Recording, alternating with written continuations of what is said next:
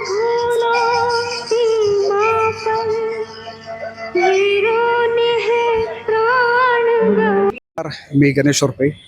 आज आहे कारगिल विजय दिवस.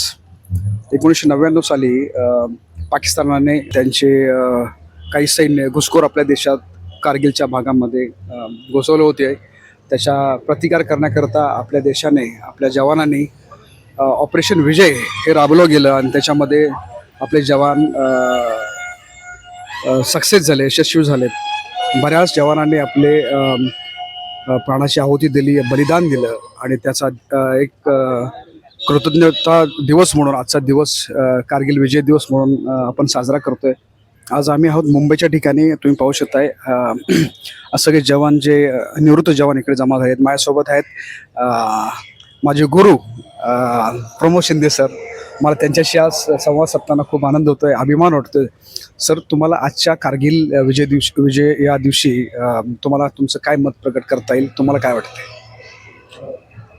नमस्कार, मी प्रमोद शिंदे.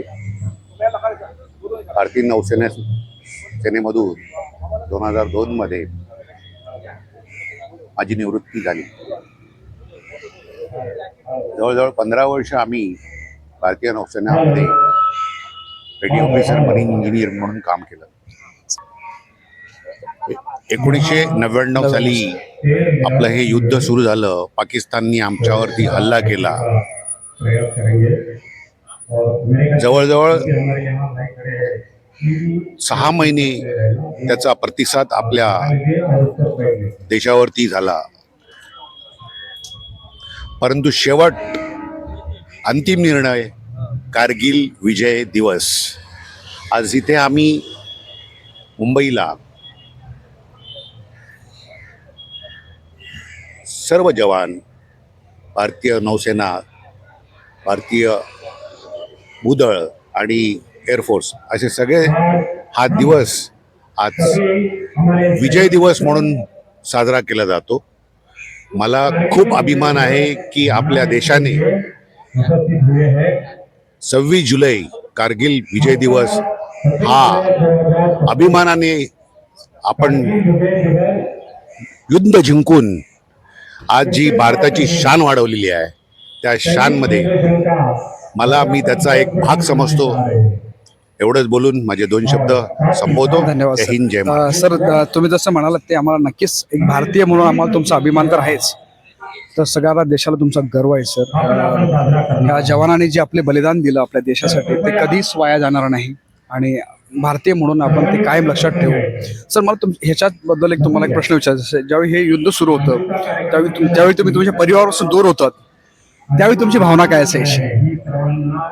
हो, बरोबर आहे. मी ज्यावेळेस हे युद्ध सुरू झालं त्यावेळेस मी INS गोमती जहाजावरती मरीन इंजिनियर म्हणून कार्यरत होतो. त्यावेळेस 6 महिन्याच्या कालावधीमध्ये आम्ही कोचीनला युद्ध प्रशिक्षण म्हणून काम करत होतो. ते 6 महिने एवढे कठीण होते.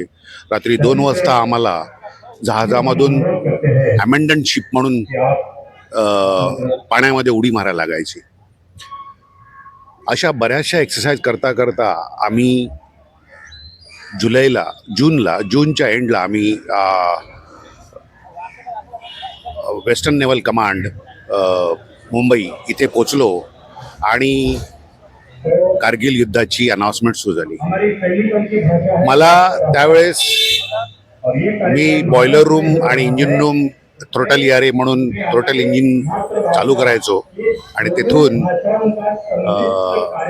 जहाजाला आम्हाला ज्या वेगाने आम्हाला जहाज प्रॅक्टिकल वॉरशिप म्हणून चालवायचा जो संधी आम्हाला भारत देशाने दिली, त्यामध्ये हे युद्ध सुरू झाल्यानंतर आम्ही सर्व सैनिक, नौसेना दल जहाज लावल्यानंतर कॅप्टन साहेबांनी आम्हाला अनाउन्समेंट केली आणि सांगितलं की आता फक्त तुमच्यासाठी 4 तास आहेत, तुम्ही तुमच्या फॅमिलीला भेटून या. अरे बापरे. परंतु मला तो अपयश झालो, कारण माझं घर मुंबईपासून 40 किलोमीटर लांब होतं. माझी पत्नी, आम्ही जवळजवळ नवीनच संसार थाटला होता. त्यावेळेस आम्हाला असं वाटलं होतं की मी जाऊन माझ्या परिवाराला भेटेन, पण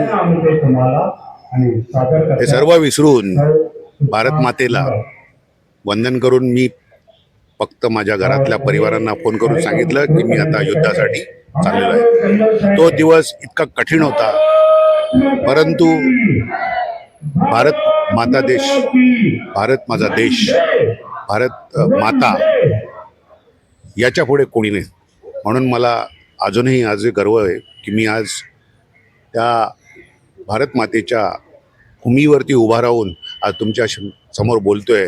युद्ध झाले, आम्ही घरी परतलो, आज आमचे परिवार सगळे चांगले आहेत, माझी मित्रमंडळी आज सगळे इथे जमा आहेत. हे सगळं बघून एक स्वतःला अभिमान वाटतो की मी भारतीय आहे म्हणून. आम्हा सर खरंच तुमचा अभिमान आहे sir. Thank you. Nation first. Nation first sir. जय हिंद सर. जय हिंद. जय हिंद.